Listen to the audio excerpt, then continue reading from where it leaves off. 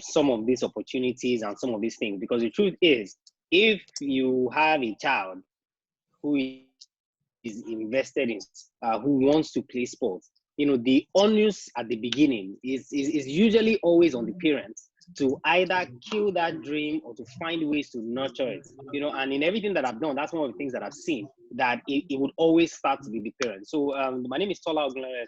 I'm a sports lawyer, sports performance coach, and I'm also a sports parenting coach, because you hear a lot of parents who their excuse for not wanting their children to play sports or to use sports for whatever it is they want is that they don't know anything about sports. So how are they supposed to help? So I think that's what led me towards that. So myself and Femi, of course, went to the same secondary school, and sports was a big part of everything that we did, especially for me. The funny thing is that, I don't even think that, I don't think Femi chased this thing as much as I did, because I was literally on the verge of signing professional contracts, but unfortunately I got injured. I tore my ACL in my knee. And unfortunately, at the time in Nigeria, we didn't have people like Jimmy who were sports doctors and they could do ACL reconstruction surgeries. So I had to go abroad to get my surgery done. And obviously that kept me out of the game for about two years thereabout. I couldn't play. When I finally recovered, obviously, I was much older than when I'd gotten injured, and that's when this issue of agents come in, and that's where things like this, sensitizing the public, sensitizing parents, sensitizing people, so agents tell me things like, this is my age. How am I going to reduce my age? Why would it make any sense? So that means that the Lord would go, and so many of all of those things. But I always knew that I was going to remain in sports whether I played or not. So I think that's what led me, towards the sports law angle. First of all, correcting a lot of all the nonsense that happens in the industry. And that's why you see many of all these football agents, they don't like me because I speak the truth, and I call them out on a lot of, the rubbish that they do.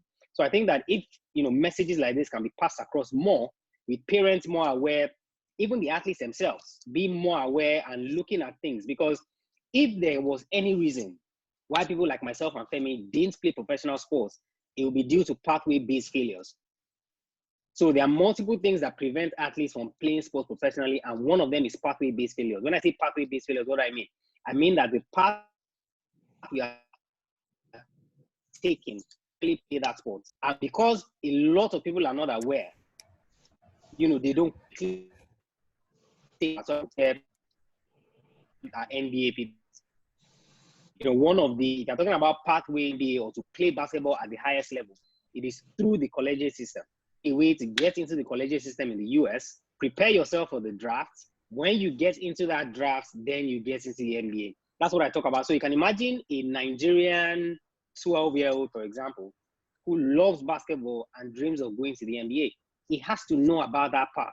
If not, by the time he's getting to 16, 17, if he has not started putting that part in place, something that gets him on that trajectory, he's more or less just wasting his time. But obviously, you don't know what you don't know. So I think that's why initiatives like this are great. So I think I'll head back to you, Femi. Okay, thank you, Jimmy. I said Jimmy. Thank you, Tola, for that brief intro of yourself. You do more than just the law part. You also do the psychological part, which really is very, very interesting for me. Let me get myself back on screen real quick. I don't know why I'm finding it difficult to figure this thing out. So it's the first one. You guys should just chill with us. Trying to just get a handle of how this thing works. Well, very soon we'll figure it out and we'll be masters as it. So there it is. So I was trying to say, Tola is more than just a sports lawyer. He has these podcasts called Athlete Maestro.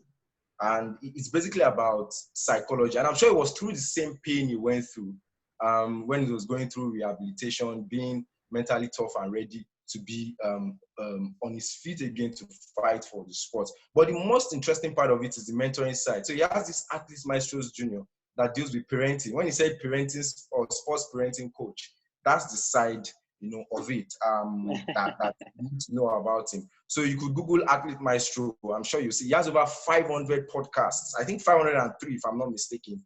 Exactly 503, episodes of that podcast just simply about sports psychology. So that's how much investment is made. So if you think, this is just a small guy just looking all cool and humble, he's done a lot of work. I must say. We said it's going to be about a high school story.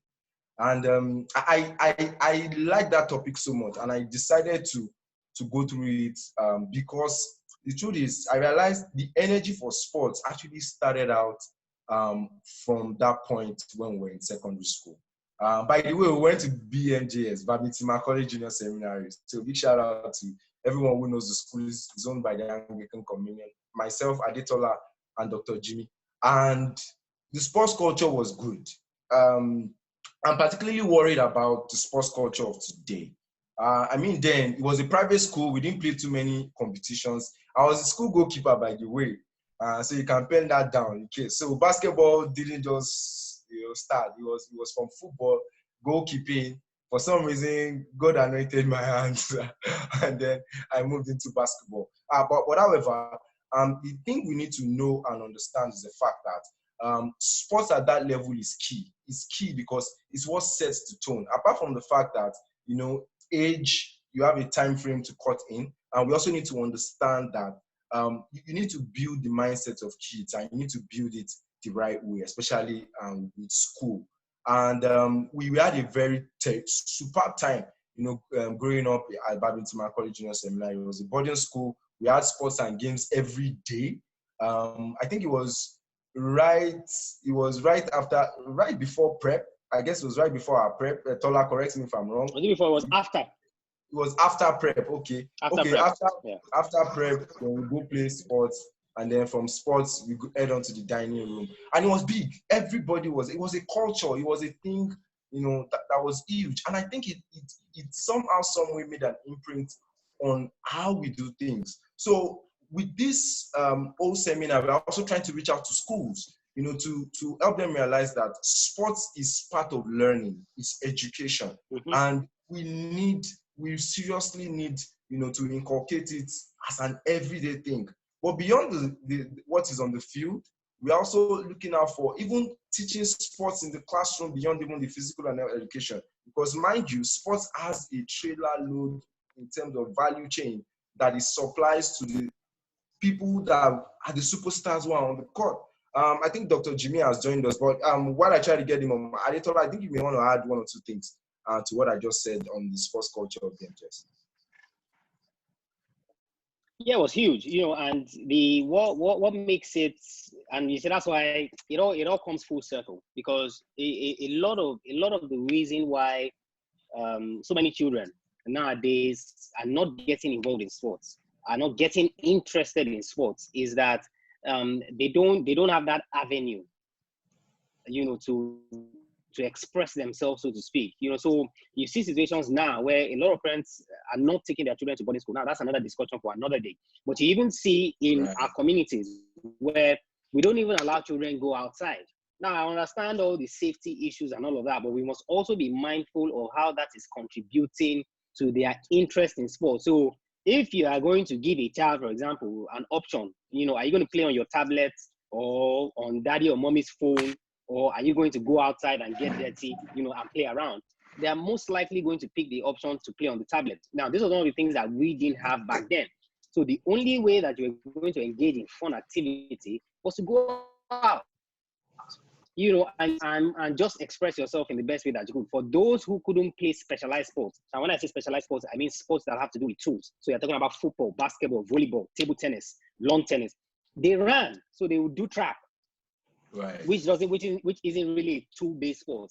So the culture was massive because you had no option than to just go out there and try to do things. So a lot of the talent that was nurtured. Now there are 5 influences that influence how your child develops talent in sports, and this is one of the things that I coach parents on. And one of those influences is where they get to play on their own. But nowadays, with a lot of parents, you see that children are not getting that opportunity. You're not even going to allow them to go outside in the first place. So that play on your own influence, they just don't get it. And because they don't get it, they're going to gravitate towards something else. And the first and the easiest thing they can gravitate towards is phones, is toys, is games, and then we kind of wonder why they're addicted to those type of things. So I think the culture it contributed a lot. I mean, just thinking of the top of my head, like the people that played different types of sports while we were in BMJS and how good they were. So it's not that we were just playing it and managing. No, they were exceptionally good at it. And I think that was because of the sports culture that allowed the play on your own influence, which I encourage a lot of parents now to try more. Right. You're spot on that. Dr. Jimmy is here, so I'll bring him on very quickly. Dr. Jimmy, good to have you. Can you hear us? Yeah, I can hear you. I'm so sorry for joining late. I was a bit running late. I had to leave my works. I'm so sorry. Yeah, thanks. By the way, Dr. Jimmy gave us an heads up.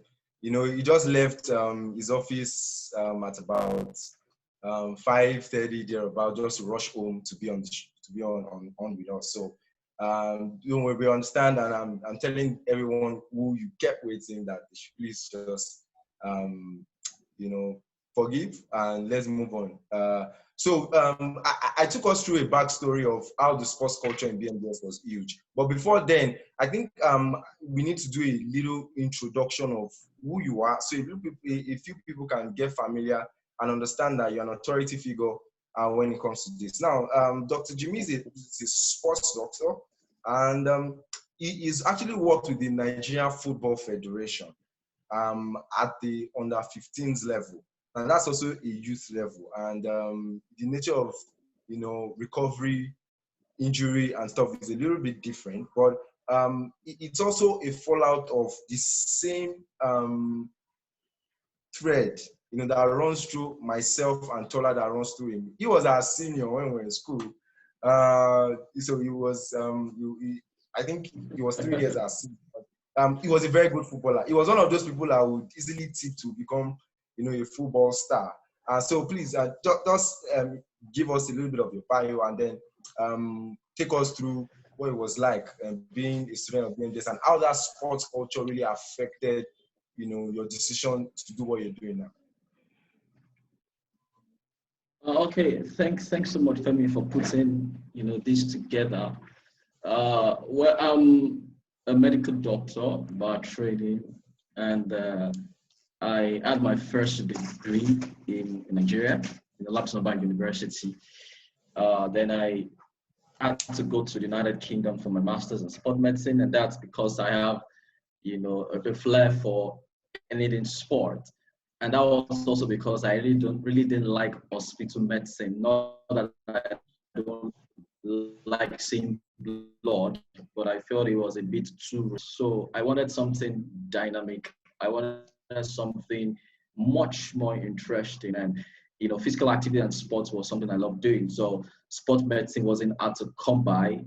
So I think my career basically in sport medicine started even before I left the country, because even before I left the country for my postgraduate degree in sport medicine, I'd been doing quite a lot of shadowing here and there, pitch side opportunity. As a matter of fact, my first pitch side opportunity, where I had to be at the pitch side, was a church football program.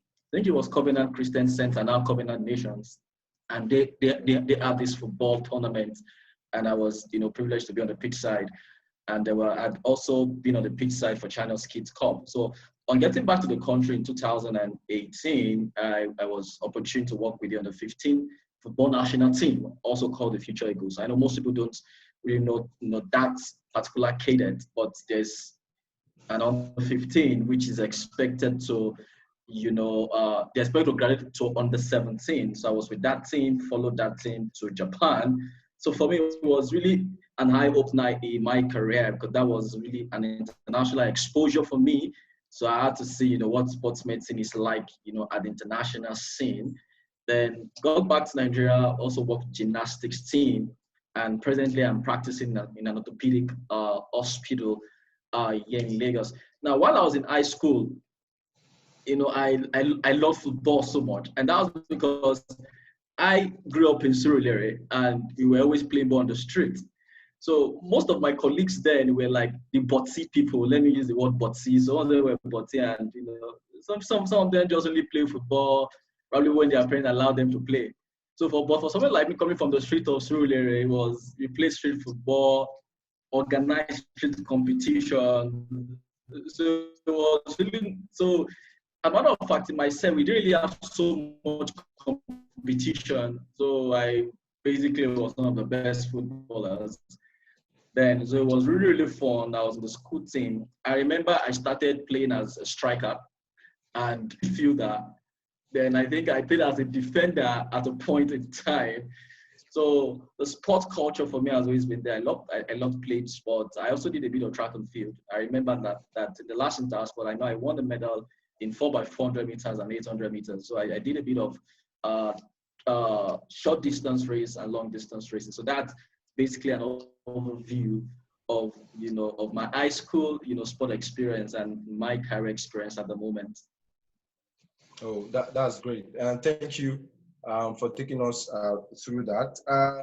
But really, looking at the fact that you work with young people now, or you've worked with young people, and you were somewhat in that space a few years ago.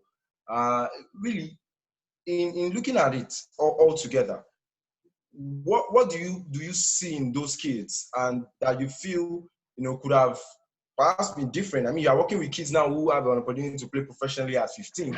Well, not necessarily professional, but I mean, they're on the national team. So that's like a huge leap, because now you're on the national radar, scouts will be watching out for you, you have recorded tapes and all of that. Looking back, those few years ago, with you being in that space, for you, what are the differences, and what are the lessons you say, okay, if perhaps this and this were in place, maybe I could have been one of these kids, that year or that time? Well, sincerely, I knew I was talented, but I never saw myself playing football as a career. And that was because, I knew I was talented, and I knew that wasn't a problem. I knew I had, that discipline aside from the talent. I knew I had that discipline and that tenacity, to be, a pro athlete. But I think the challenge was, while in high school, it was not a part that, was made known to us. It was only about book and spirituality, as a matter of fact. Right. Because and because I was the first set, because of the pioneer set of Babitama Junior Seminary, so they needed to train us in a way so that we're going to be good examples to people. I was scared you were going to say priest. So it was about basically about the academics there, even in my priest. But it was all about the morals, it was all about the book. So we had to really read a lot. And that was because they told us that it is the standard we set that all that previous sets will follow. So it was really about the book thing, and the spiritual part, the religious part. Even though we had a bit of competition outside, but the emphasis, as it were, was not about sports being a career in the nearest future. So I guess that was where the challenge was. If we had that culture of, you could take sport as a career, well, who knows?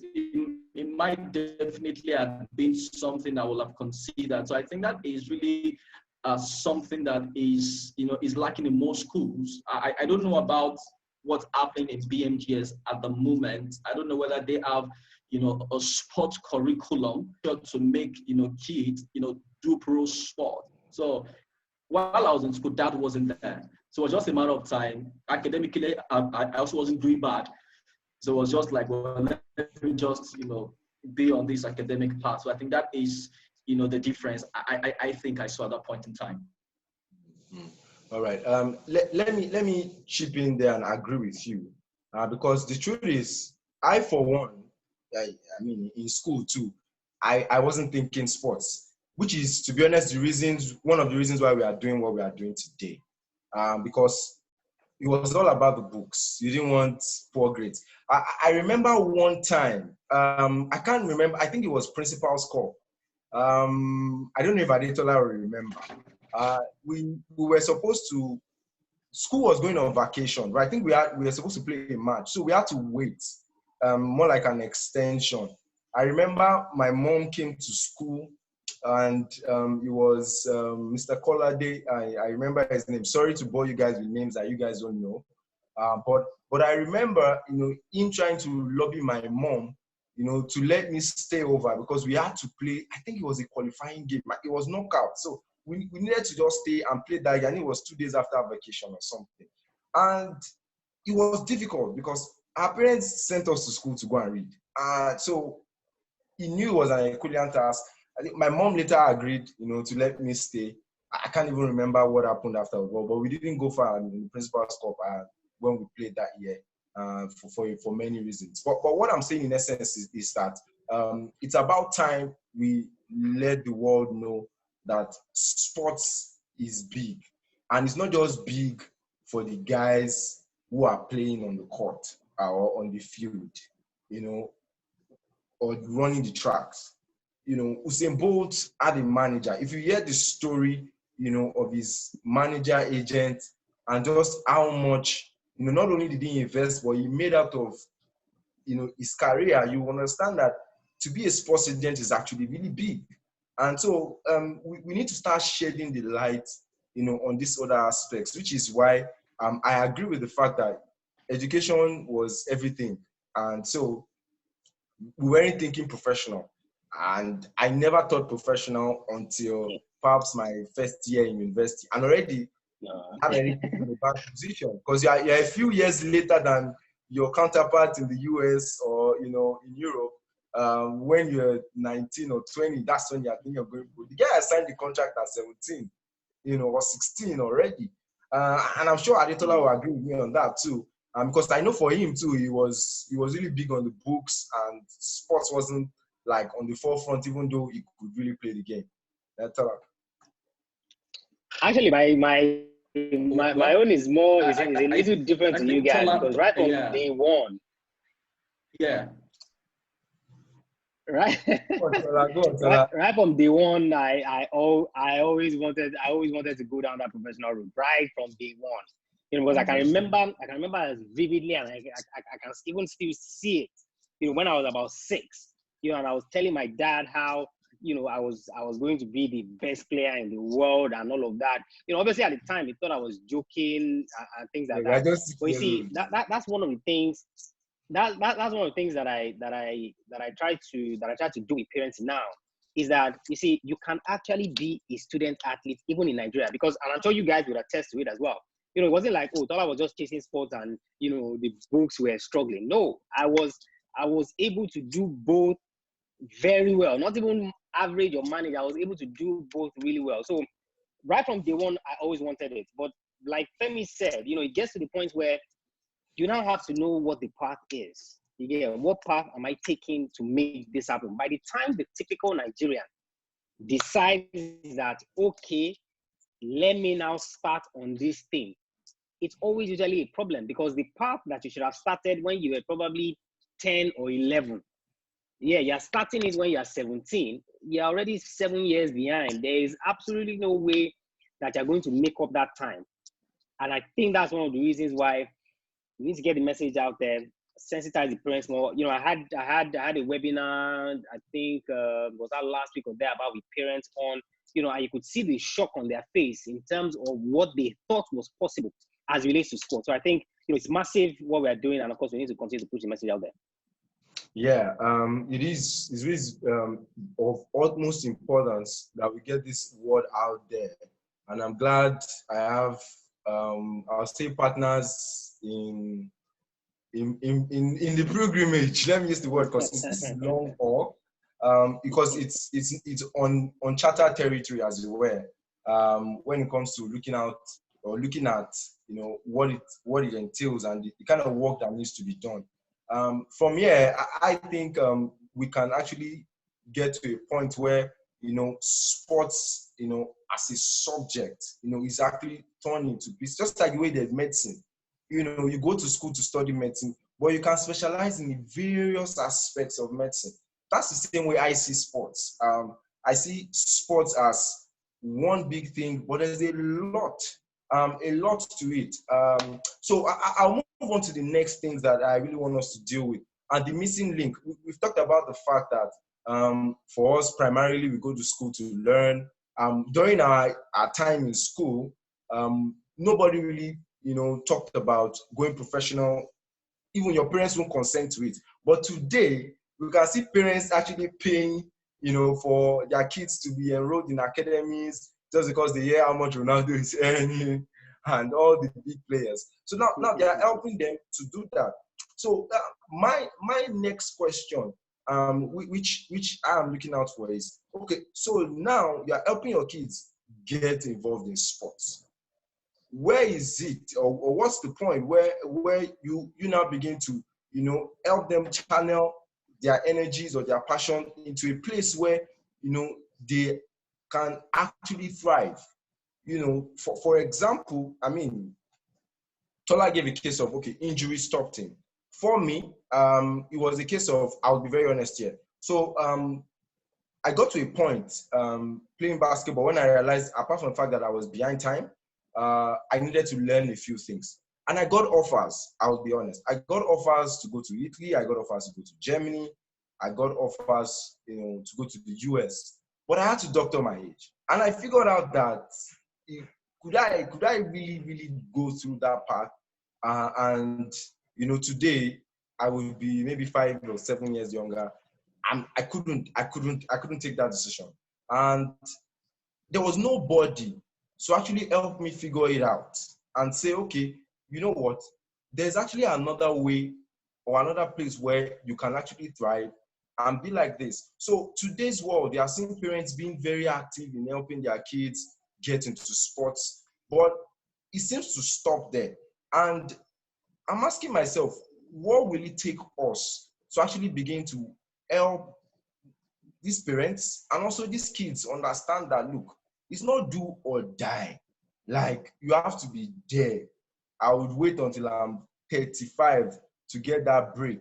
I don't mind. I'll take 7 years off my age, 10 years off just to get through because I want to play professional sports. So I'm really curious as to what you guys think.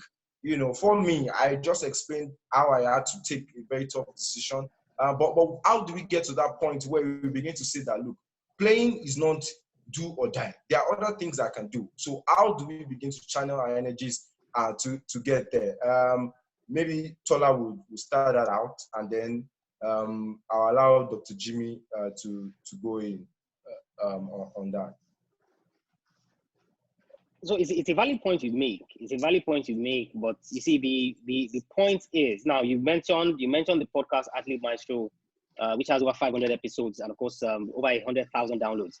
But you see, one of the questions that I kept getting as related to the podcast was from parents who were looking for ways to either get their children involved in sports or to help them the best that they could. Because like you mentioned, everybody sees Messi, Ronaldo, all this, and they think, hey, sports is a viable option. But you see, one of the things that I say is that, you see, that's one of the things that sports can do.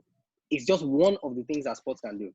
You can also use sports as a tool to build character and mindset. And the perfect example that I use in all of this is Dwayne "The Rock" Johnson. Everybody knows The Rock, biggest movie star in the world. But a lot of people don't know how he got to where he got to. The Rock actually wanted to play in the NFL. He actually wanted to play American football. Now, the NFL didn't work out. He tried to play in the Canadian Football League. So that's the CFL. Right. Now, that one didn't work out as well. But you see, because of everything that he had learned with sports, because of everything that he had gone through, it was exceptionally easy for him to channel the same determination and commitment that he gave to chasing his sports career into wrestling. And when he saw that, hey, I've conquered this wrestling thing, I've gotten to the pinnacle, then he said, okay, what's next? He was now acting. So it's not by chance that he became the biggest movie star in the world. So that's one of the things that a lot of parents must understand, in the sense that sports is a tool. What you use that sports to do is better, because you see parents that will say, if he's not going to play professional, why should I waste my time with all of these things? But it's what you as a parent want to use sports for. Do you want to use it to build their character and their mindset? Do you want it to be a career option for them? Now, Femi mentioned a few options. There's so many things that you can do with sports. you have sports agents, you have sports marketers, you have sports journalists, you have sports psychologists. There's a lot of things that are tied to sports that make sports work. And there are so many people that are involved. It's just like, for example, unfortunately, football is not being played now. But for a game to take place every weekend, let's use England as an example, there are so many people that make that happen. Somebody like Dr. Jimmy now, again, he is on the touchline ensuring that the players are well. Now, even if he wasn't on the touchline, he could be the team doctor of the team based in the facility, helping the players get fit and ensure that they have everything that they need. So everyone sees the ones that are on the touchline, players get injured, they run there, they're checking them. Those are just a few. You have other people. So what's my point? My point is that sports is massive, and you decide what you want to use sports for. If you don't decide that, that's when you're like, oh, if he's not going to play professional, why am I wasting my time? Absolutely not. Exactly. So, Dr. Jimmy, please share your thoughts. Yeah, thanks very much, Tola. I think it was Nelson Mandela that said, I'm just going to paraphrase, it's a very popular quote about sports being a tool, to change humanity. And I think a couple of weeks back, I saw this movie. I can't remember the movie now, about when they won, that World Cup for the first time, and it was really so inspiring. So we can't really overemphasize the fact that sports is a great tool for national development and for humanity. Right. Now, so focus on the question you've asked, Femi. Now, permit me to answer from a sports medicine perspective. Now, there's something we call early sports specialization and late diversification in sport. So early sports specialization talks about, okay, get your kid to start playing a single sport as early as possible. For example, let's say at the age of 5, 6, 7, let this kid start playing, basketball, or let this kid start playing football. And most people think that is actually the way, to build a career of a child. And people use the case of Tiger Woods. I started very early, and eventually, he became a superstar. But it's important to say that, studies have shown that you really don't need to start, playing sports that early, for you to become a pro. The only caveat is if or gymnastics, where you need, that flexibility. You get what I'm trying to say? Now, why am I saying this? Is because parents must understand, or we must all understand, that even if somebody starts playing sport early, that doesn't mean they're going to become a professional. But that also doesn't mean that should be the end of their career. So sports has a whole lot of things. You could build cognition from sport. You could build skills from sport that you can transfer into your academics. You could build skills from sport. For example, you could build teamwork from sport that, would be a transferable skill as an entrepreneur. So, there are quite a whole lot of things you need to learn from sport. So we must begin to change, people's thoughts that you have to play sport so that you become professional. Now that is not the message. Fine, some people become professionals, but not everybody will become professional. Not everybody would actually play at the elite level. But we must begin to tell people, parents must begin to understand that when you play sport is vital for mental development, is vital for social development. Now that is key. Then secondly, you must also begin to tell people that even if you don't play sports professionally, because we have people that started or that believe that they're going to play sports professionally, but due to one reason or the other, due to the fact that, they couldn't doctor their age, or they don't want to doctor their age. Some people, are falling out of sport because of injury. Some people are falling out of sport because they met a wrong agent, so many reasons. Now, we must also begin to tell you that if peradventure you don't play sport professionally, there are other things that you can do in sport that will still get to, still associate with sport. Like Tola now is a barista, but Tola is doing something in sport law. Femi couldn't play basketball at the pro level, but as a sport journalist, I couldn't play football at the pro level, but I'm a sport doctor today. So we must begin to tell people, we must have that paradigm shift that sport is beyond, see Ronaldo and all that. Yeah, it's good, but we must begin to change people's orientation, because not everybody becomes C Ronaldo. Not even everybody as talented as C Ronaldo will get to the pinnacle C Ronaldo has gotten to. Now, Excellent. This is just a fact. Now, that is the fact. And that's because there are so many other core variables that determine, whether you are going to reach the pinnacle. And some people, somebody used to say, somebody told me, and I agree with the person, that number one, even the amount of money you have, the exposure you have, determines how far you go in sport. It determines it a lot. So, and that's why you find that Africa, for example, sub-Saharan Africa, for example, we are disadvantaged by virtue of, the priority we give to sport. So you find out that even a talented person, might not be able to go far because of the environment. But that should not be the end of the world. So we must begin to have this paradigm shift that, that through sports, we can still do a whole lot of things. Right. Thank you very much for that very robust response. Because it is why we are doing what we're doing. Let people understand that sports, is beyond just being on the field or being on the court or having a number behind your back. A sports career, I'm a professional, I'm a sports professional, as it is. So is Tola, so is Dr. Jimmy. And it's not necessarily that. And it takes me to the next thing, which is the next step. So we've talked about young people and background. Transitioning is also one thing that has been on my mind. Very easily in Nigeria, most of our professional athletes, they play, whether they are super successful, moderately successful, or they never just get it after 1-2 years, they pack their bags. But it seems like the next thing is going into coaching. They feel playing for the national team has earned them a right to become the national team coach, even without getting coaching badges. And you're wondering, that's not how it works. That's not how it should work.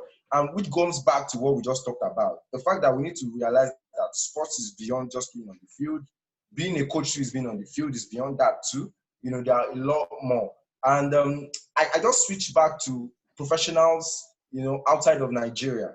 A lot of them are in the media. Some are becoming, sporting directors. Some are becoming frontline. Example, case in point, the Masai Ujiri in basketball, who I can very much relate with. He never really caught it, but now he's perhaps the biggest front office person in Africa.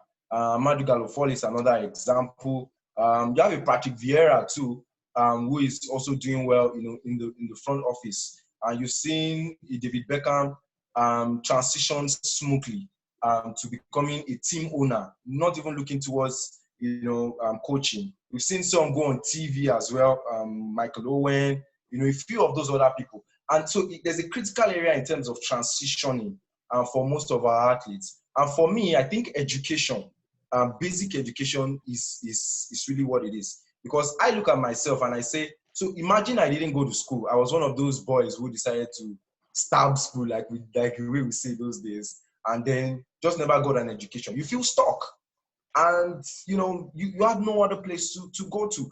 So I really want to pick your brains on that in the area of, okay, now I can't play professional sports, whether you are young or you have finally played as a professional. But life must continue. So what one word or what words would you have for, people in that situation? Because I know a lot of people, for my own constituency basketball now, I know a lot of them who we haven't had a decent basketball season in the last 2-3 years due to some internal political issues. And it seems like they're all stuck. So for us, this is about reorientation and getting them to work. But let me pick your minds. I will start with Tola on the transition, moving past. You were able to move on once that dream was aborted to play professional sports. How easy was it? How difficult is it? And what does it take? What are the tools necessary for you to make that smooth transition from, a career, whether it was good and you're done, and now you want to move on, or you just never worked like you planned? You see, it started for those that joined us late, and I'm sure Dr. Jimmy joined us late as well. You know, when at the beginning I mentioned something called pathway-based failures. You see, it's not at the end that you start thinking about what you are going to do. So, like I said, you know, I was always going to be involved in sports either way. So whether I was going to play, whether I wasn't going to play, I was always going to be involved in sports. But you see, what a lot of people do, and I'm going to come back to your point on education as well.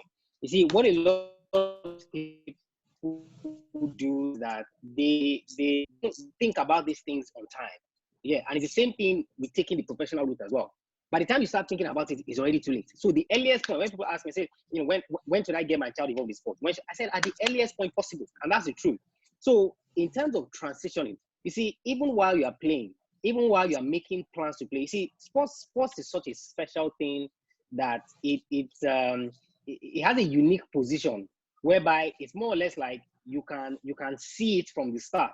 Now, what do I mean? You are not going to play sports for 50 years. You can be in business for 50 years. You can work in a particular office for 50 years, but you are not going to play sports for 50 years. Your body will just not. That's just how it is. So whether you like it or not, it is always going to come to an end. You play, you don't play, it will come to an end at some point. So what did you think was going? Did you think you were going to play forever, or did you think that your body was going to adapt to such a way that you could play into your 40s or something? So the lifespan of an athlete in terms of playing sports is actually very short. If you are very lucky, you'll be like the likes of Maldini, who started playing professionally when they were 17 years old, you know, and was able to play up until he was in his late 30s. If you are lucky, you'll be able to do that. 40, actually. Or to 40, yeah. You know, so if you're lucky, you'll be able to do that. So having that mindset that this is going to come to an end, whether I like it or not, due to no fault of mine, it will come to an end. So what is now the plan after that? So I think that's the question in terms of asking it as early as, it's not when you get to the end. And that's what happens with a lot of these ex-professionals. And they like that X thing attached to their name. Right. I say I was a former professional, as if it's a title. Yeah, because they got to the point where they did not think about it early enough. At the point when they started thinking about it, it was literally already too late. So what else do I then do? The next best thing is to go into coaching, because I'm a former professional. They would listen to me. But you see, there's the skill set that you need to play and to teach. They are two completely different things. That's why you see managers who never played the game, like Mourinho. I mean, never played at any high level. You know, they teach the game better than those that were even the best footballers. And you've seen the best footballers, like your Maradonas, who just cannot cut it in terms of teaching. So I think that answers that. Coming back to your point on education, Femi, what I always try to let athletes know and parents know now is that I say this thing is about planning, because I don't want a situation whereby because you have the mindset that you want to get an education, then that distorts the pathway that you're trying to create. That is if you've decided from the start that this is the path I want to take. You see, the good thing about education is that you can always get it. I was watching this documentary on Dennis Rodman, and I'm sure Femi will know Dennis Rodman as well. The guy didn't play basketball in high school. When he was done in high school, he went and started working in one of these shows. He was working for 2 years before he even decided that, okay, well, let me go to college. So the point is, what is your plan? What plan are you putting in place? So I'm not saying, hey, jettison education completely, no problem. That's not what I'm saying. What I'm saying is that if education is going to stand in the way, as long as you have a plan to get back to that point, then that's fine. We see a lot of sports people who it is while they are professionals that they're going to school. So they jettisoned education at the beginning because they knew that it was going to affect their path. Then while they were professionals, that's when they start going to class. That's when they start getting the masters, you know, and things like that. So in terms of transitioning, as early as possible, you have to start thinking about it. In terms of education, what exactly is the plan? Is it going to stand in the way? Is it not? If it's not going to stand in the way, then of course you get it over and done with. If it will stand in the way, then you can put it aside, do what you need to do, then you can bring it back into the picture. That's a rather tricky one, especially in our society, where it is. deferred education is not the standard. You know, so it's like your jam has an expiry date. So if you don't take it, you know, you've almost lost a whole year. And you know, there's this competition thing, you know, growing up. My mates are in school, I need to be in school, and all that pressure. It's about you. It's not about the competition. It's about you. Yeah, I know. Let me hear what Dr. Jimmy has to say about this. Okay. So well, I think it also depends on what we define education as. So, so education can be both formal and informal. Right. But we really can't, you know, say that education is not needed. Education is needed, but how you get your education, you know, depends on your reality. Depends on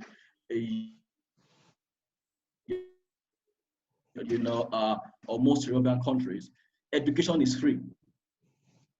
So you find out that whether you don't like education or not, you find yourself in school. So that's why you find out that people like Rashford, Lingard, for example, they go to college.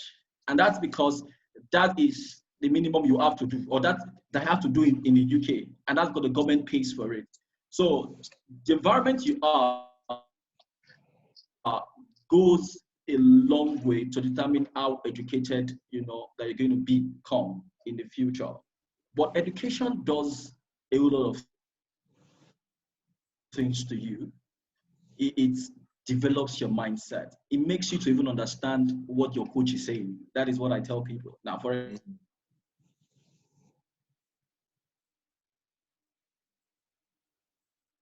okay, it seems like we lost things there.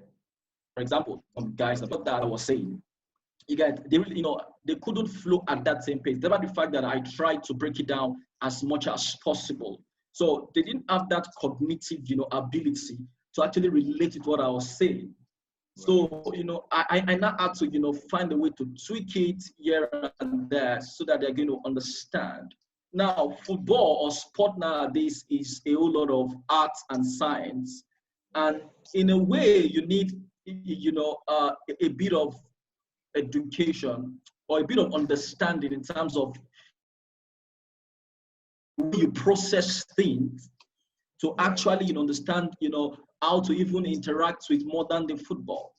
Now, I'm really not saying people should go to school, but find a way to get yourself educated. It might be in an informal basis. You know, some people might have to school from home. Some people might have not, you know, some people will not go to formal school because of certain realities. But we need to get our players, you know, educated. Let them get into the basis of education, which is critical thinking, ability to think for themselves. And you don't really need to be in the four corners of university or four corners of a school, as it were, for you to understand critical thinking. Because some people have gone to school and they cannot think critically. Some people have gone to school and they cannot still process things. So we must begin to, you know, talk about, you know, reasoning. And how can we also go about it? So an academy, for example, now the coaches or the academy should be deliberate, you know, of developing these players' cognition, their thinking process. You know, give them assignments. You know, give them things that are really not related to football or related to basketball. You know, let them go back home. Tell them to, okay, go and think about these things. Go and read about this particular journal and come and tell me about it. Even though you might not want them to understand the old technicalities about the journal, but give them that assignment. Go and read about it. Now, you'll be surprised now that this COVID thing, how many of our athletes in Nigeria have taken time to read something about sports psychology? Now, some of them don't even know where to find the resources. You get what I'm trying to say? And that's because they can't think up to that point. You get what I'm trying to say?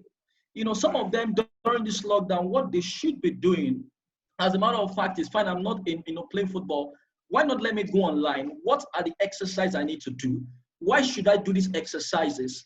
What is the physiology about this exercise? Now, let me give you a very practical example. A very good example. Now, there are some players that they've read so much about how their body functions. And when you are interacting with them, they can relate easily with what you are telling them to do. And usually they would adhere, or they'll be compliant with anything, the coach or the team doctor have asked them to do. So it's all about the place of critical reasoning. Independent thinking is key. Now, most of the players from South America, trust me, most of them really did not really go to formal, education. They didn't really do formal, they didn't go to college and all that.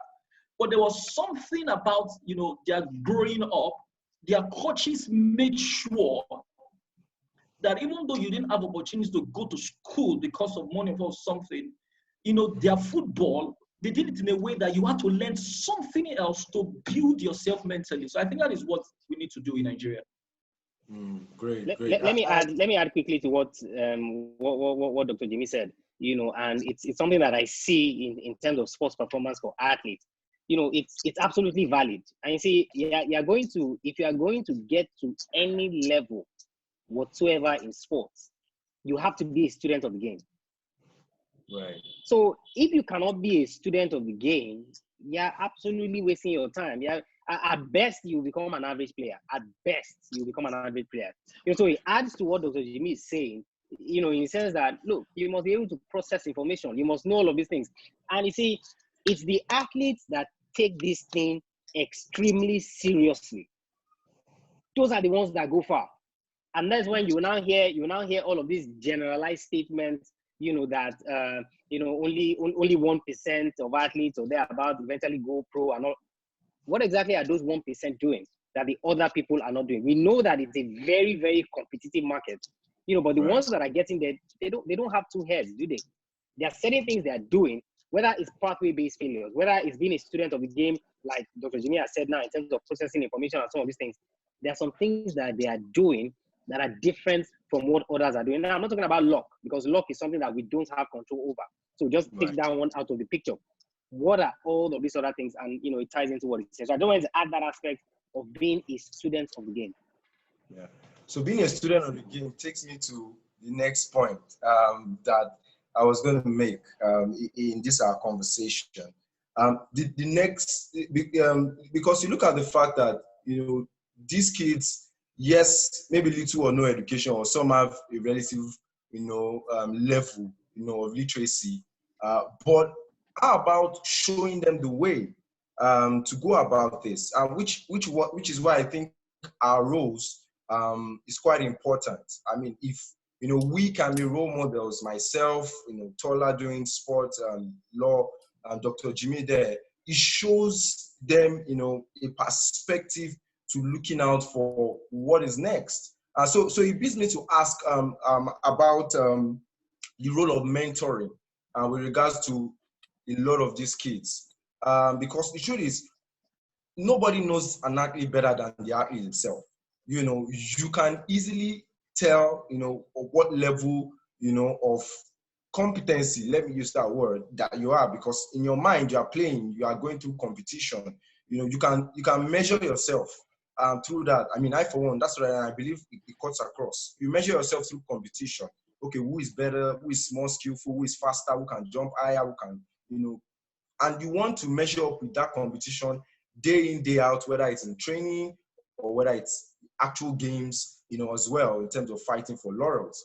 And so I look at it and I'm saying that a lot of these kids also don't have someone to push them in the right direction, to say, hey, young man, I think you would make a good coach. You are very smart. The way you look at the game is different. You know how to break things down. Or, you talked about skills. There could be one of those players who comes, to the training ground every time with a camera, is the fun guy, taking, candid shots and doing all that stuff.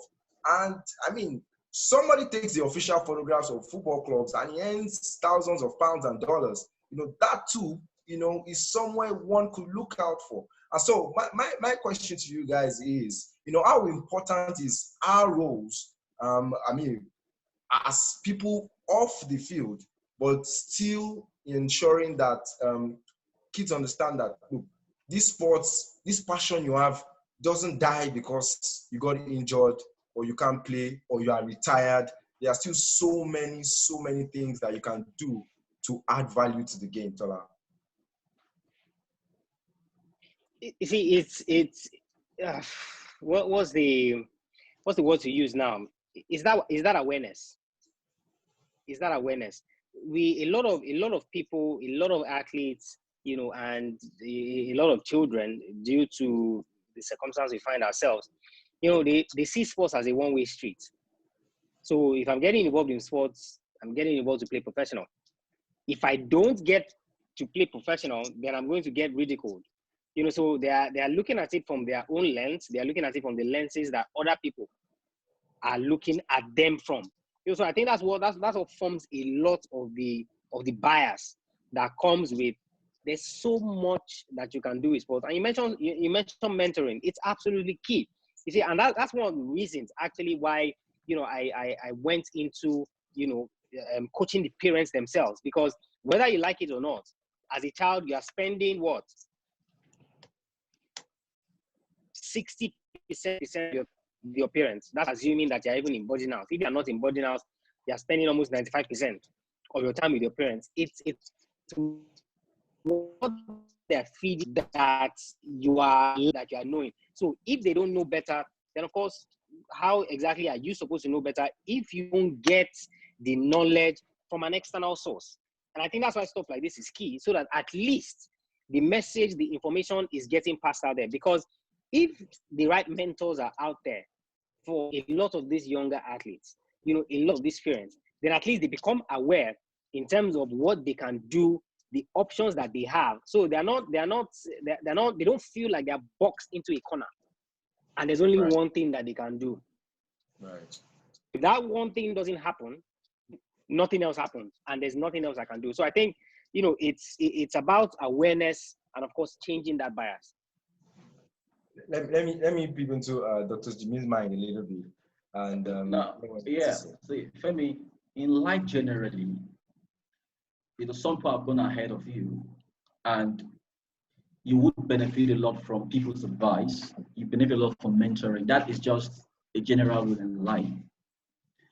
In our sport, sadly in Nigeria, I've seen a lot of talented athletes, just do sport solo. So nobody's talking to them. Their coaches that are meant to be their mentors are not also talking to them. Their parents, they also don't have a clue.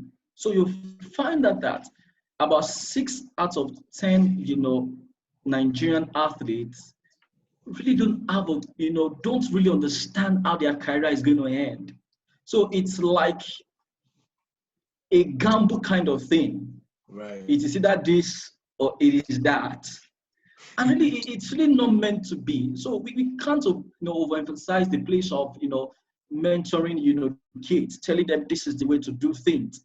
I can speak from a sport mentoring perspective, and I found out that, most of the coaching, now the coach should be the first person that should be able to tell a player, okay, this is the thing, okay, don't take this particular medication, or don't take this particular drug because it is a banned substance.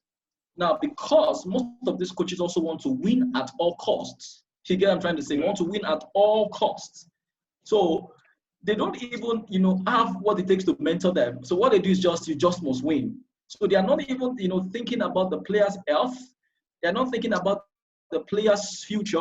They're not thinking about the player's, academics and education, as things may be. So it is, these guys are not being mentored at all. So we must begin on, the place of mentorship. And the coaches and the parents are primary mentors. They are the core, mentors, for people that want to go into sports. Because you see these people often. You see your parents often. The club, you see your coaches often. And if your coach, for example, don't understand things about, sport performance, don't understand the basic of, discipline and tenacity in sport, you don't expect the parents also don't have an understanding of what sport is. So, you don't even expect, the child to also have it. So the place of, guiding people cannot be emphasized. Now, it is not just about talent, because most people argue, well, I'm talented.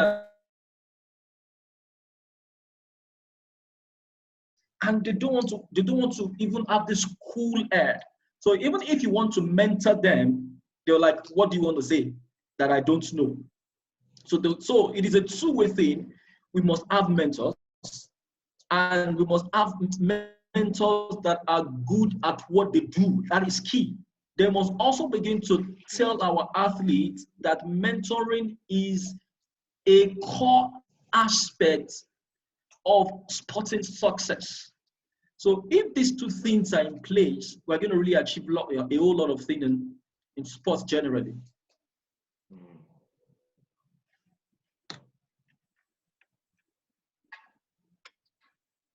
Oh, okay. Yeah, I mean, you hit the nail on the head there, truthfully. And to be honest, that's what it is. And so it reminds me, or it takes me back to the fact that apart from, these professional athletes, which we say also need to be guided, Tola, you slightly mentioned it. How about, this starts quite early?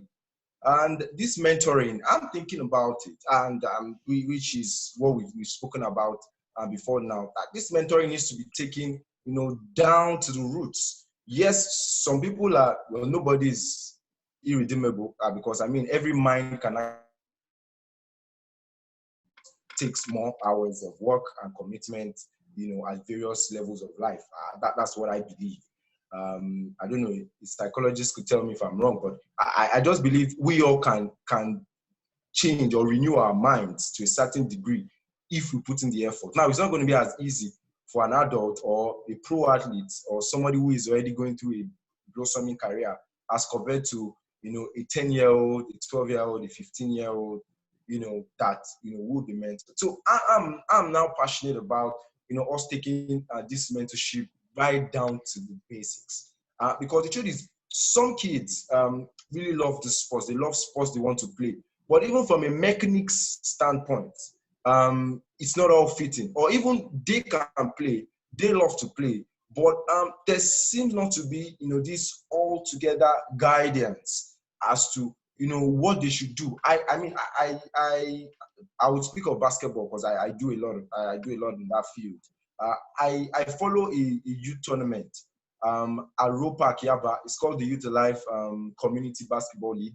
And they have under 12s, under 16s, under 18s. And I go out to watch games sometimes. And I see this on the 12th. And this on the 12th, they like to pair up both young girls and boys. Because I think at that level, relatively, there's really not too much difference in terms of their mechanics. But where I'm going to, the point I'm trying to drive out is, you see the way the coaches push these athletes, to perform, at a very high level, which I think, first of all, is above their level. I think they should be enjoying the game at that point of their lives, not concerned about winning and losing. I think that mentality will gradually begin to set in. But I think what's most important there is understanding the game, getting more skillful, and enjoying it to absorb enough. And I'm just curious to the fact that I think this mentoring we're talking about is highly deficient at the developmental level.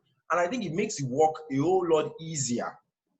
If we start from there, or these kids begin to understand, that look, sports will end someday anyway. So how about I'm developing my skill to be a professional athlete, but I need to also start developing other aspects of myself. Now, do I really still want to be in the sports world or sports environment as a sports professional? I think so. So how about I begin to pick up, some skills, not necessarily formal, like Dr. Jimmy said, in terms of going to the 4 walls of university to go and learn any of these things, but begin to prepare your mind and start getting resources. And then there seems to be some level of guidance, even from coaches, to accept that, hey, okay, you know what, this guy can be my assistant coach. I can listen to him speak when he tells me, about what he's seeing on the court, or, it could help me prepare for games, maybe watching tape, or, doing breakdown of opponents or things like that. And I really don't see that really present, in today's sports world with what I have seen at that grassroots level. And I'm very concerned, and I think it should be there. I don't know if you agree with me, or maybe I'm just overreacting with my assessment, Tola. I agree, but you see, what I would add to that is we have to start somewhere. If we continue to wait, like for example, now, that's one of the reasons why I started the podcast in the first place. Yeah, to provide resources that I wish I had, and to also use the wealth of experience that I've gathered over time, to then pass on to these athletes. So yes, we must go to the roots. We must go, as deep as we can, but we shouldn't use that as a way to procrastinate and say, okay, don't worry, when we're able to gather all of this, when we're able to put it together, then we go. Let's start with what we can, and like we said, it's not just from the roots that you need. Even the parents themselves, you find the parents I'm currently working with now, and currently those parents are in their 50s. So even in their 50s, you don't know what you don't know. So they still want to be mentored. So I think start every way that we can. Yes, we should go down as much as we can, but it shouldn't be an excuse to not start. That's why we're doing something like this. Exactly.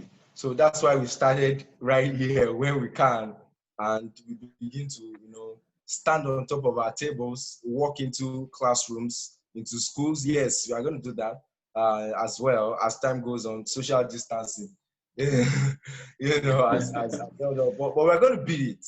We are really going to beat it, and we're going to ensure that, look, the sports ecosystem grows. So before I go into the next thing, let me just have a word or two from Dr. Jimmy. And yeah, if you have one or two questions, you can throw it in so we treat it before we run out of your faces. Thank you so much for being a part of this, and we really do appreciate everyone who has waited. It's almost an hour, 30 minutes of doing this. I wasn't sure if most people would wait this long, but thank you. We really appreciate it. So, Dr. Jimmy, go on. Okay. I really know what Tola said. We need to start some way, somehow, anyhow. And yeah, we just need to start something. And that's because we are in a country that what we're talking about is not part of sport development policy. It's not. We're in a country in which sport development is only about building facilities for these guys to run, all African games, let's prepare for it, Olympics.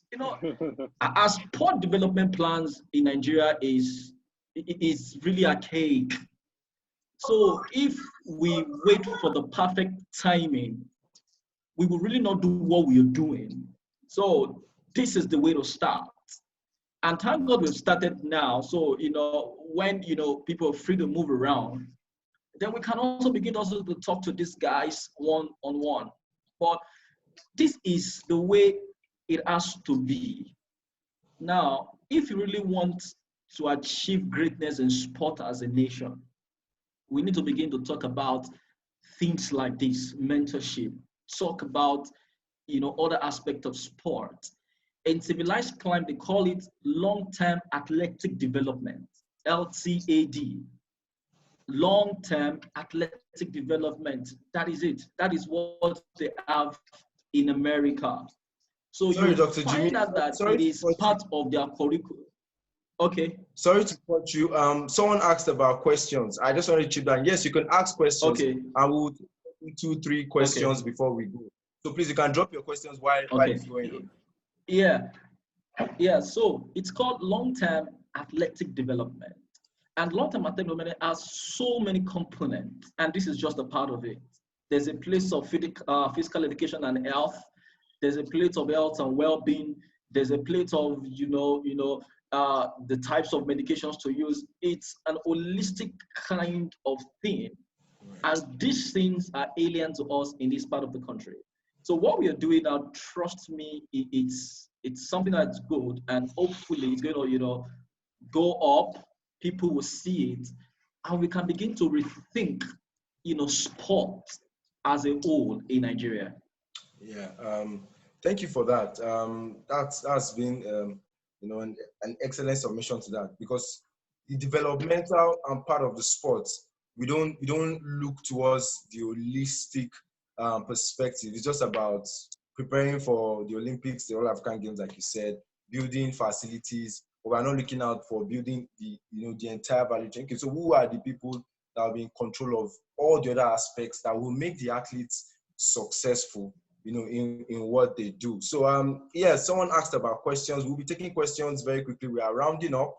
In the next 5 to 7 minutes, we'll really round up. I also want to say that we are streaming this also live on Facebook, on my Facebook handle. By the next one, we'll be able to figure out how we can get the official handle to do it. But I just want to say a big thank you to everyone who has shown up so far. We really do appreciate it. And look, we are taking this serious. Trust me when I say we are taking this serious. We are taking this very, very serious. If you just go check, how much Tola Ogunlewe, for those who came in late, has invested, in his Athletes Maestro platform. You need to check that out. It's a podcast he does, basically all about sports psychology and sports parenting. It's what it is. And, he's done over 500 episodes. At the last time I checked, it was 503. You know what it is to release 503? Helping people, be okay. Someone's mic is on and you switch it off. Okay, good. So it shows you just how much passionate we are, and I myself too. Because a lot of people keep getting in touch. How can I do this? How can I transition? It's not looking like I can play anymore. I want to go to the next phase of my life. And it's really something we need to look out for. So yes, we're looking at it. By the time you see there's any question in, okay, the person who asked, he's not dropping anything. So I think at this point I'll be wrapping it up. But before we wrap it up, I'll go with, the lead. We talked about our high school. So I just wanted to prick out your brains. What was the most memorable part of being an athlete? In Babintima College Junior Seminary? I'm sure there are a whole lot. I have a whole lot, and I came here with some, but I just want to ask you, let me start with Dr. Jimmy. Okay, so there was this particular game we played against Pepsi Football Academy. Now, then, Pepsi Football Academy is arguably the best football academy in Nigeria.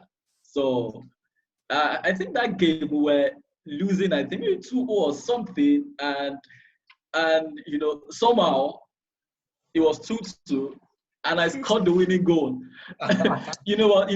This goal mouth, strangle and all that. And then I think I was really not on top of my game around that particular time. I was not on top of my game. I think I'd lost forms, a whole lot of form. I don't know what happened. Yeah, I agree with you losing form, because I think you fell ill at some point, and then it changed. I felt it changed, and then the teachers then didn't understand. I remember my housemaster there, Mr. Jimisayo, he would always like, this. You are not like that, the way you used to play before and all that. So I was not starting games anymore. So I came in as the super sub, and, I got that all-important winner against Almighty Pepsi Academy. And right. Trust me, that was, a resurgence for me, in the school football team. Okay.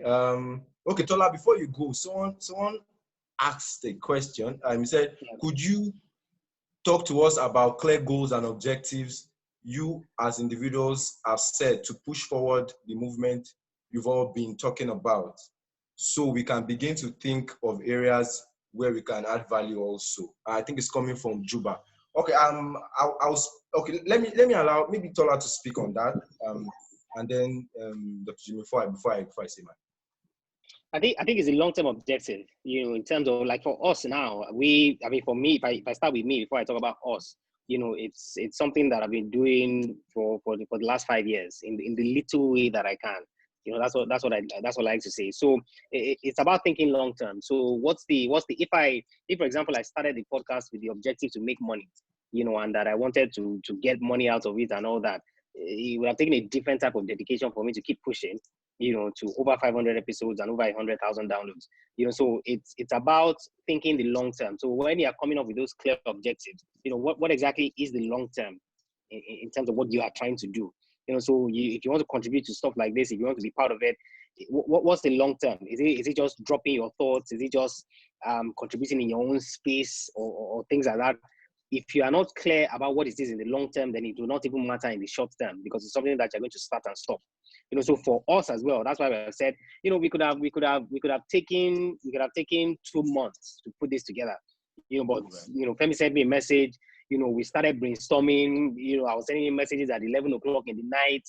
and within a few days, we had said, hey, look, let's use this as a test run. Let's put this together and let's start it out. And of course, we thought as well and said, hey, let's bring Dr. Jimmy into this. So it's about you thinking what exactly is the long term in terms of what you're trying to do, the contributions you want to make, and then just start. So don't wait for all the pieces to be in place, basically. Don't wait for all the pieces to be in place. That's one. Okay. All right, Dr. Jimmy, you want to say something about that? Yeah. So just set smart goals. Let your goals be specific. So let it be specific. Don't just say you want to become a superstar. That's what people say. That is not specific enough. Be specific with your goals. Let it be measurable. That's the end part of it. Let it be measurable. Tell yourself, okay, today as a footballer, I want to increase my sprint time. Now, let it be measurable. And that is, positive. Let your goals also be achievable. So don't just set any kind of goals and, I want to become like Ronaldo. Yes, it's a good goal, but start very little.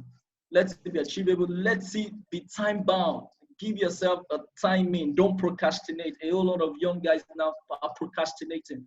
Don't procrastinate. When it's time to go for training, go for training. Be punctual with your training drills and all that. And that's S, specific and measurable, A, achievable. And then R is realistic. So set realistic goals for yourself and let it be time-bound for yourself. Now, those are the things you need to do. And above all, set what I call short-term goals and long-term goals. Your short-term goals are things you can easily relate with. Now, but oftentimes what people do is, look at their long-term goals, and oftentimes their long-term goals scares them, from achieving what they want to achieve. So eventually they don't get it done. So, but look at the short-term goals. Oftentimes, your short-term goals are measurable. Your short-term goals, are realistic. Now, begin to get them done. Find people that will mentor you. Find people that have actually walked that particular path. And, that is the way to go. And trust me, the sky is just a starting point, for you. So don't get discouraged, okay? Right. Okay. Let me add to that. Be true to yourself. That's where I will end that. Like I said before, an athlete can truthfully evaluate, his level. You can use different measuring sticks to do that. And you get to a point where you have to be really true to yourself. Okay, how long time do I have left playing? How much, time do I have in preparing? I remember trying to go professional, for example.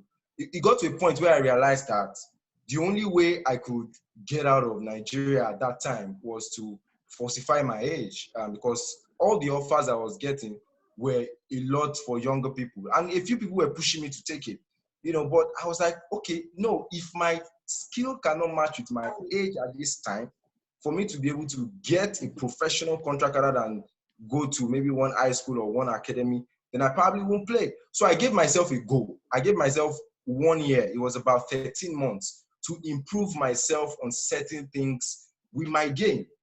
And by month 9, I really got to a point where I figured out that at the age that I wasn't prepared to play professionally. I still needed some level of grooming. But I was way past that level of grooming based on the fact that, I needed to now step down and then play above competition. So I just became true to myself and I realized that, look, Femi, what else can you be useful for? I have a passion for sports. I've never seen myself do anything outside of sports, to be honest with you. So it was, for me, sports was everything. It was my plan A, plan B, plan C. So I needed to just figure out how I would fit in somehow, some way. And I figured out, I love to talk. I could, I used to get into arguments with people. Most of the time I had superior arguments. And I became a resource person somehow, some way. People would come to me when there was arguments. I'm like, okay, this might be a sign that I could be a good media person. So how about I begin to learn skill? So this is the second part of it. Take a step. Now, the moment I realized I couldn't play anymore, I'd come back from, so that year that I spent in trying to improve myself was during NYSC, post NYSC, about the time. So immediately I came back and I already had it in mind that, look, guy, figure out something. I saved money for my youth service. I won't tell you how much it is, but it was a lot of money I saved. And I got back to Lagos and I enrolled myself without my parents knowing in the Nigeria Institute of Journalism.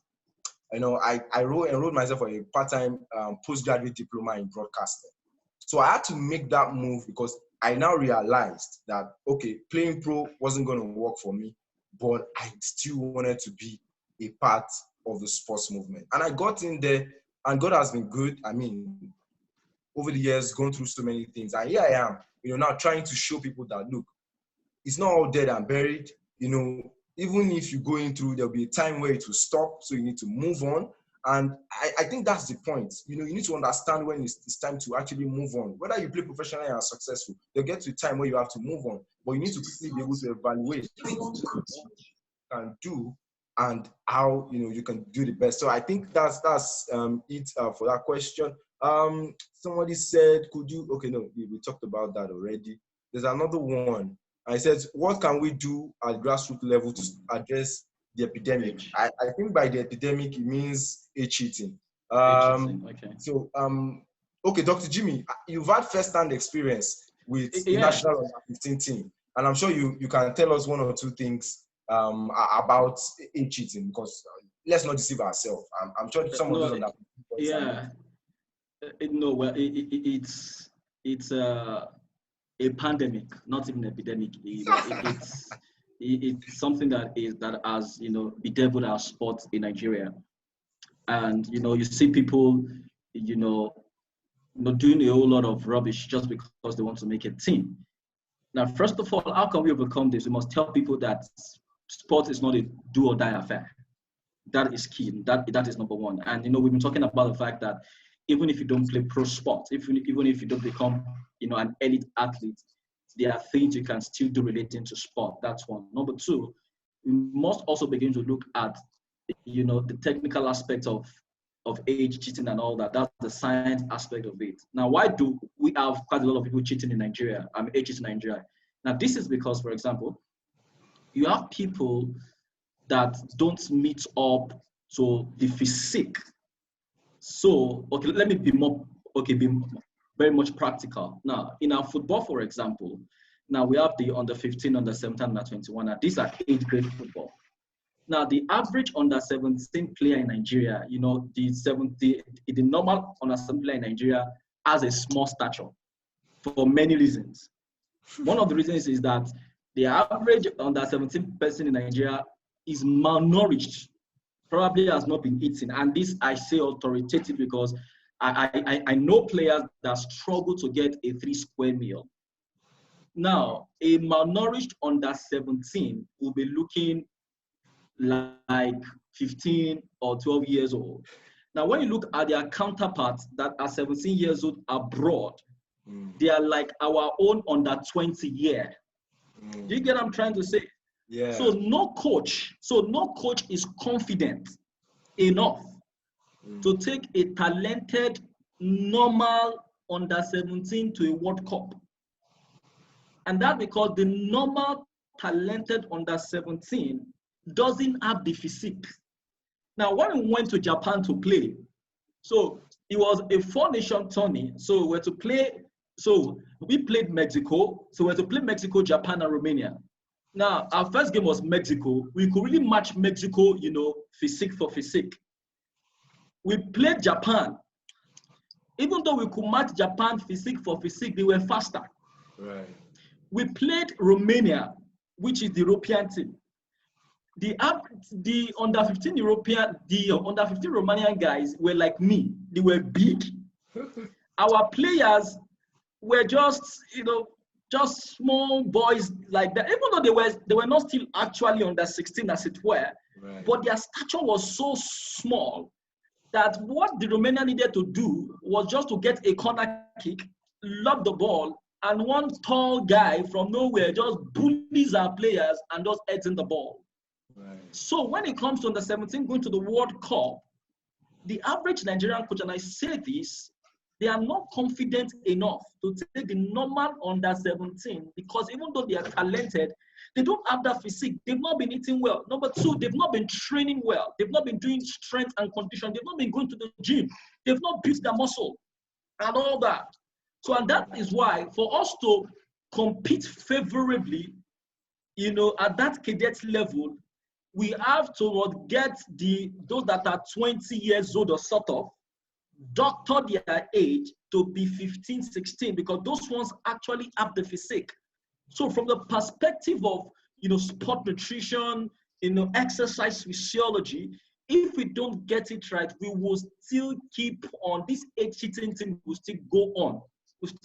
So that is, from a perspective of sports science and sport medicine. I don't know if Tola wants to add anything to that. Yeah, I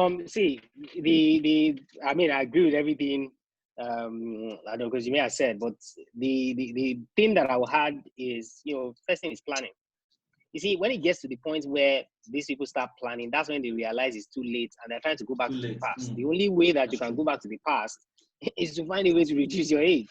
Yeah, so if you don't start planning as early as possible, understanding what the pathway is like for that your particular sport. If you don't start as early as possible, that is when you're going to be faced with that conundrum of that, hey, I didn't start planning this thing when I should have, so let me go back and let me try and see what I can do. So that's when you reduce your age. So in addition to everything that he has said, start planning early. All right. So let's begin to round up now. But I was going to take you on your most memorable moment as an athlete in BMG as a secondary school. What was that for you, Tola? If I remember that Dr. Jimmy's story very well, I might as well possibly have been on the bench, if I remember correctly, for that game against the Aside. Yeah. I must have been because the junior team weren't really allowed to, but I think we're on the bench. I think so. My most memorable moment, I think is where I kind of got a lot of validation. So we're about to start in the house sport competition, where we play football and all those other things. And I just lost my grandmom. And it coincided with midterm break. So we're supposed to resume midterm break and then start the games and all of that. So obviously I'd gotten permission to wait behind because my grandmother had died. Now the coaches, the house coaches, I can't remember their names now for some reason, but I'm sure they had to call my dad to beg him to bring me to school to play a particular game. So Jimmy had left then. They had to beg him to come back. So news had been circulating in school that I wasn't going to be around for the game. So, the team was like, we had lost and everything. So I remember driving into school, right?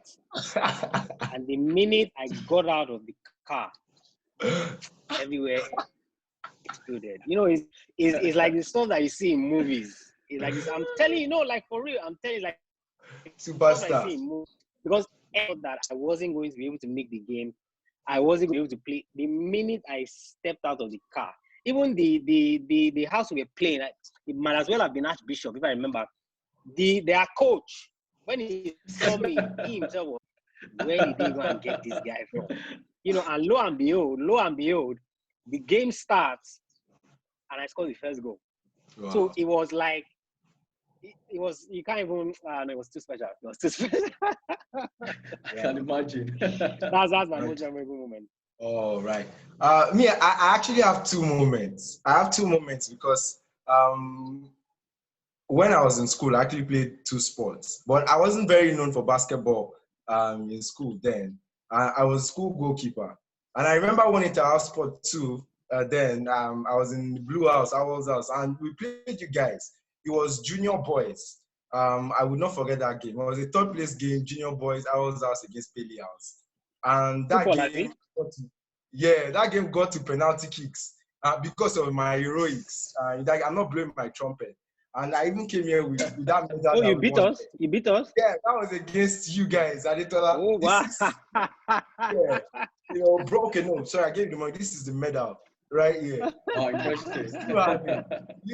And I saved the penalty. You scored your penalty, but I remember I saved Kelechi Kocha's penalty. That was the last penalty. I always scored my penalty. And it was special because, that was our last year in junior school. And I was junior school goalkeeper for the junior team, and it was really impressive. So the last one was actually my last year in school. That was the second time we'll be playing basketball in the entire sports. The first time we played basketball in the entire sports was in GSS2. I remember very vividly. because we never had a court. We used uncompleted buildings for our court, and then back then Yeah, school is not yeah. so we're just students and we're beating black and blue. But in SS3, our last year, they brought back basketball, and that for me was the beginning of my move into basketball, to be honest. And we played against Schoolhouse. Of course, they had the big players, Lamikora, Itwa, all those guys. We beat them. And then we we beat those guys in the finals. We beat Archbishop, Valentine Okonji, and a few other guys. But relatively, our team was not like the best of the best team. But we were a unit. We were a good team, in terms of being together. There was Sheinai, Didi Akinyosoye, Wakama, Pedro. I can still remember a few of those names. But it was like our last sporting event, and I got a gold medal from there. And I remember we were training for the most part of that game. But I made the go-ahead layup shot that changed the momentum of the game, and we were able to win. And that memory has stuck with me, forever, like forever. And that has been the beginning of the fire, that has been burning in me for basketball. And I just switched. The moment I got into university, it was easy for me to just say, I'm not playing football. I don't want to get dirty. Basketballers now all of a sudden became cool, and football wasn't. So on that note, I want to say a very big thank you to everyone. You started growing tall. You used to be almost the same height. Yeah, can you imagine? That's true. I didn't start growing tall until I got to maybe university my first year, and from God knows 5 something to about 6'5", now. So my height caught up with my skill level, and I became so good at it. So I just want to say thank you to everybody who has waited. It's been 1 hour 50 minutes of doing this. Wow. I just checked Facebook now, and I can see lots of messages. I don't know why I didn't check that very early, but I'll go through the messages and we'll try to reply as much as possible.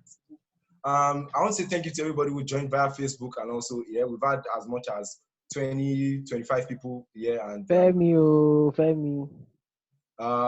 You can catch Tola Ogunlewe on athletesmaestros.com.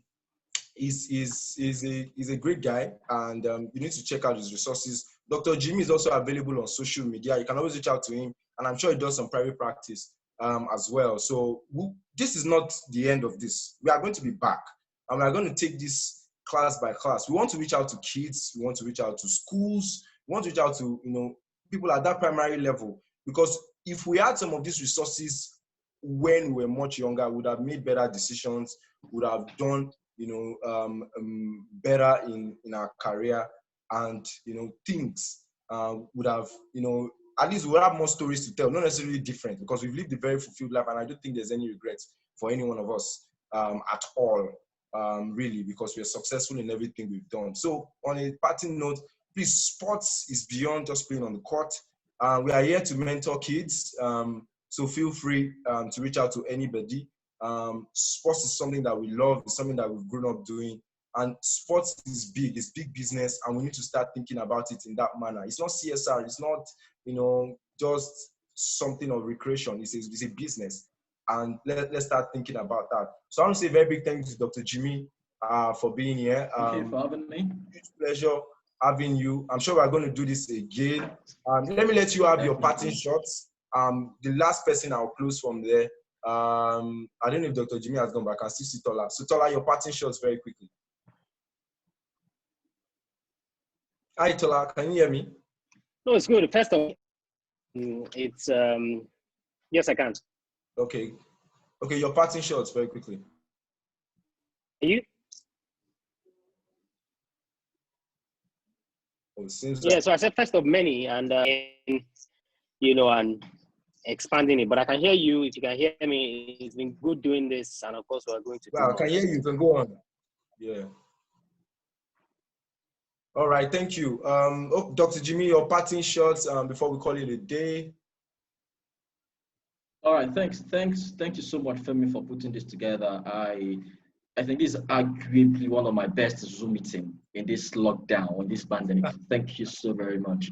Yeah, it is, and I'm not exaggerating. Thank you so very much. And Tola and I, and I'm sure you also, Femi, we are available. We are hopeful that we're going to change the narrative of sports, in Nigeria to the better. Once again, thank you so very much, Femi, and thanks the viewers also for coming online. I really do appreciate it. Yeah, so from all of us, I want to say thank you guys. First of many, just stay tuned, keep it locked. Ball Africa, that's our mission. Just mentor, and keep mentoring. So we see when we see. Just follow us on our social media handles at ball_Africa on Twitter, Ball Africa on Instagram. Myself, I am at Incredible Femi across all platforms, including YouTube. Tola Ogunlewe is at Tola Ogunlewe, and Dr. Jimmy is at Jimmy Osh. Jimisayo Osh, I beg your pardon, Jimisayo OSH. That's his social media handles. So see you guys. Thank you for hanging out with us for the past 1 hour 55 minutes. Enjoy your night rest, and we see you very, very soon. Bye-bye.